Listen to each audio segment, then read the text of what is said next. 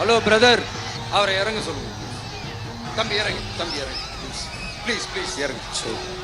இறங்கி அண்ணா, அது சாஞ்சி போச்சுண்ணா, இறங்க சொல்லிருங்கண்ணா. விஜயண்ணா, சாஞ்சி போச்சுண்ணா, அது இறங்க சொல்லிருங்கண்ணா. இந்த மாவட்டத்தை சேர்ந்தவர் போக்குவரத்து அமைச்சரா இருந்தும் போதுமான பேருந்து வசதி இல்லையே, ஏன்? என்னடா இவன் வந்ததுல இருந்து கேள்வியா கேக்குறான். இவன் வந்தா என்ன செய்வான்னு கேக்குறீங்க, அதானே? தீர்வை நோக்கி போறதும் தீர்வை காண்றதும் மட்டும்தான் நம்ம டிவிக்கோட லட்சியமே. நம்மளோட தேர்தல் அறிக்கையில இதுக்கான விளக்கத்தை ரொம்ப தெளிவா சொல்லுவோம். ஆனா அதுக்கு முன்னாடி அதை செய்வோம் இதை செய்வோம் இந்த பொய்யான வாக்குறுதிகள்லாம் எப்பவுமே கொடுக்க மாட்டோம். எது நடைக்கு சாத்தியமோ, எது உண்மையோ அதை மட்டும்தான் கொடுப்போம். ஆனா அட் த சேம் டைம் மருத்துவம், குடிநீர், ரேஷன், கல்வி, அடிப்படை சாலை வசதி, மின்சாரம், இந்த மாதிரி அடிப்படை விஷயங்கள்ல நோ காம்ப்ரமைஸ். பெண்கள் பாதுகாப்புல, சட்டம் ஒழுங்கு பாதுகாக்கிறதுல நோ காம்ப்ரமைஸ். சிம்பிளா நம்மளுடைய விஷன் என்னன்னு சொல்லணும்னா, ஏழ்மை வறுமை இல்லாத தமிழகம், குடும்ப ஆதிக்கம் இல்லாத தமிழகம், ஊழல் இல்லாத தமிழகம், உண்மையான மக்களாட்சி, மனசாட்சி உள்ள மக்களாட்சி.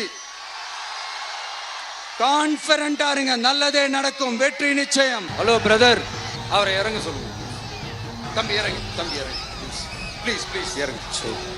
இறங்கி அண்ணா, அது சாஞ்சி போச்சுண்ணா, இறங்க சொல்லிருங்கண்ணா. விஜயண்ணா, சாஞ்சி போச்சுண்ணா, அது இறங்க சொல்லிருங்கண்ணா.